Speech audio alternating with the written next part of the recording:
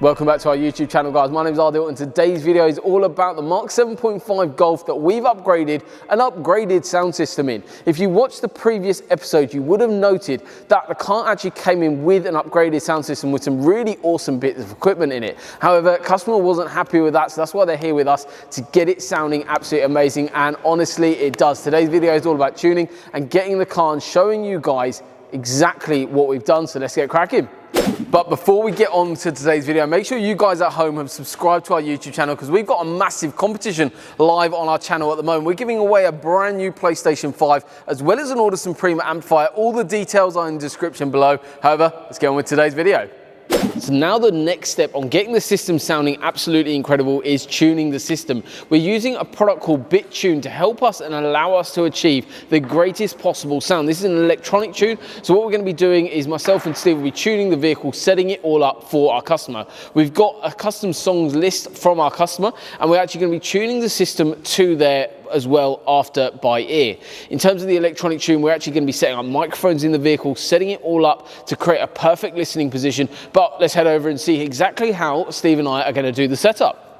So before we actually talk about the Bit Ten, there's actually an initial stage that happens beforehand. What actually happens is we do a basic setup on the amplification. If you watched the previous episode, you would have noticed that we're running two amplifiers on the system, a Hertz Mille Power 5 and a Hertz Mille Power 4. So we've got 9 channels there that we need to sort out and actually make sure that everything's going to be safe. So we've set filters on the actual amplification, and then also using a actual voltmeter, we actually go through and actually check each stage on the actual amplification to make sure there is no potential for clipping. Then what happens is we open up the Bit Ten software. Once that Bit Ten software is opened up, what we're doing is actually correcting and looking at analysing the sound in the vehicle, and that's a very key important part. What the microphone setup, so we've got 5 microphones set up inside the vehicle on the driver's seat, then we've got a single microphone in the middle. What we're doing is doing time alignment and actually analysing the vehicle completely. Because a vehicle inside is not symmetrical, one side you've got a steering wheel, the other side you don't, that all affects sound. So obviously sound waves are playing outputting from each individual components. We need to increase delay speeds of each component to not kind of reduce the sound in the vehicle from each component, but actually move sound around and let it land exactly where we want to. What we're doing actually at the moment is those microphones are all set up listening to that, and what Steve's doing at the moment is actually looking at EQ levels and settings to adjust the sound in the vehicle. The Bit Ten then listens to the car, adjusts everything for us electronically, but that's not the final step. We do need to tune it by ear, and we've got a list of songs from our customer that then we'll go through and sit in the car and we'll adjust it manually after the electronic tune. On here we're setting levels, we're setting gains, but also different filters. When you're listening to a system, you might find, and every system's completely different, and no EQ's ever the same, and no customer's music taste is ever the same as well. So it's important that we get the system sounding absolutely incredible. As you guys know, the vehicle actually came into us with a system beforehand, but honestly, the system is now night and day. Even listening to a car without a tune, the way we've done the install, redone everything, the way we've run new, better quality cabling, the way we've put more amplification into the system, and we're using a better processor as well now, it makes a world of difference when we're actually upgrading a system like this. And now with Bit Ten, it's just going to take it to that next level. So the final step now is actually sitting in the vehicle, listening to it with our own ears. We normally have a couple of members of our team listen to the car once it's all done, but also listen to it before it actually gets started, so we can appreciate the difference and learn more about the car and the system in place. Obviously this car was a little bit different. It came in with an existing system, but honestly this system is now night and day. It's just been Bit Ten, and now even tweaking it by ear, I can hear the difference, the quality difference from the actual tweeters, the front end, the amount of power power difference as well is incredible. Literally, with the soundproofing, the doors are performing how they should do, speakers are doing exactly what they want to be doing, and now it's time for the final tuning. So I'm just making those small adjustments to the EQ graph, making it a little bit more compact, and this is where we tune it to our customers' music taste. We normally take 5 or 10 songs or so from each one of our customers generally when we're doing a tuning system, because we can then tailor the actual system. So I'll be plugging my phone, listening to like the songs that they've actually chosen, but also our demo tracks as well that we know need to sound how they should, and we know that because we listen to it in incredible high quality definition systems in other installs, so we know how it should sound in this car. Obviously, with an electronic tune, there is kind of adjustments that do need to be made, and that's exactly why we do sit in the car after and go through it. But even then, when the customer comes over to pick up their vehicle, we can tune it again. Literally, you plug your laptop in and off we go. We can customize it and get it inch perfect for our customer. So the car is now tuned. I'm happy with the system, but now it's time to walk you around the whole install and go through everything in a little bit more detail. Starting off then with the front end, what have we actually done? We've acoustically soundproofed the vehicle, which will show you a little bit more detail later on, but also we've upgraded the components. We've actually gone for an Audison Voce range in the front, upgrading the tweeter into a stock location, as well as we've got the Audison Voce speaker live now directly in the Golf 7.5 door card, which was said not to be able to be done, but obviously it has been done. We've done it plenty of times. It's actually the same set of speakers I ran in my car back in the day. In terms of this door, it's now acoustically soundproof, building a far better environment for this sound system to work in.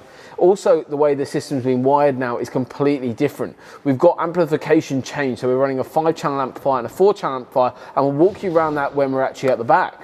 So we've added on 50 sheets of soundproofing onto today's install. Reason why we've done that and why we're actually using soundproofing, you actually head over, check this link out up here. It goes through everything about the importance of soundproofing and what it does. In terms of soundproofing, we've added 50 sheets, which covers front and rear doors as well as the boot area, giving better coverage, building a better acoustic environment for the new sound system to work in, as well as the fact it actually reduces rattles and resonations, so now it sounds really nice and solid in there, as well as the fact it actually reduces road noise, but keeps noise actually in the sound inside the vehicle, which makes a world of difference when listening to music. So you're not losing basically what's called backwaves from the speaker out into the outside world. It's all being retained inside the vehicle, and you can actually hear the difference. So this is a non-soundproof panel and this is a soundproof panel. So just so you can hear that again. So it's a lot more solid in this door, and that's covered on the front and rear doors and obviously in the boot as well. So where all the key areas are of protecting the vehicle in terms of those sound loss, as well as obviously those rattles and resonations. But we can also do the floor, we can do the roof and do the whole car completely, like I've done on my own car and we've done on plenty of other cars as well. So obviously soundproofing is a very important part to build a far better environment for any sound system to work in. So when the car came into us originally with the existing system that was installed, there was 0 soundproofing installed in there due to the spec of the system. So obviously, yes, it was an upgrade in sound, but the speakers weren't performing to their optimum. Now they definitely are. So how are we actually creating a full sound in the vehicle? Obviously, with this being a hatchback, we have got rear speakers, and that's exactly what we've upgraded. We're using the Audison Voce range in the rear speakers as the 6.5-inch woofer, and then the Hertz Cento tweeter, which is an existing component the customer already had in the original system. So we're reutilizing some of that old equipment that customer had, but creating a far better soundstage. We've actually added a crossover in the rear speakers to give more power and an even power across the vehicle. Reason why is because the customer wanted an even sound spread over the vehicle. That's exactly what we're achieving by adding in rear fill speakers. Yes, they're not running fully active on this occasion. However, the reason is because we're still creating that rear fill, and it still sounds absolutely incredible. And the way that we've done the amplification, honestly, the car sounds amazing. So now it's time to talk amplification and processing, which is a massive part of this system. In terms of what came in from stock, we had a Hertz Mille Power 5 and an Audison Bit Ten processor. Again, phenomenal bits of kit, however lacking in the way and limiting the fact that we couldn't actually have control over the system over that front end to reduce tweeter frequencies and adapt the sound. Reason is because we are limiting by the crossovers on the front end.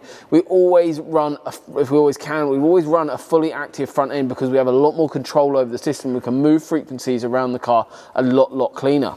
In terms of the way we've changed that, we've reutilized the existing amp. So the Hertz Mille Power 5 is still in place, but that was running front and rear doors and the sub into crossovers in the front doors and crossovers in the rear doors, and then active on the sub. The way we're actually running that 5-channel is actually as a 3-channel now.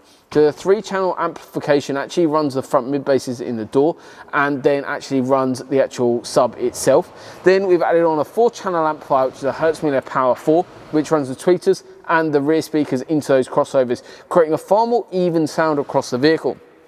Obviously, the processor that was in the car currently was an Audison Bit Ten, so a 5-channel processor. We need to upgrade that, so we're utilizing Audison Bit 1, which is a phenomenal bit of kit. It's been around for a very, very long time and a very trusted bit of equipment. The processor allows for loads of customization of the sound, full 32-band EQ, as well as the fact we've got so much control via frequencies and can basically just detail on the actual sound that we can edit and make sound amazing.